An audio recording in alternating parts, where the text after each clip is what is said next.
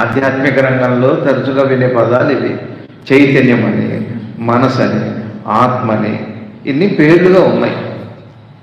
వీటిని మనం మనకు అందుబాటులో తెచ్చుకునే ప్రయత్నమే ఇగో ఈ సత్సంగం. మనందరం కూర్చొని ఏం చేస్తున్నామంటే కూర్చొని విచారణ చేస్తున్నాం. వీటికి ఏమన్నా మనం తేలిక దగ్గరికి చేసుకునే అవకాశం ఉందా?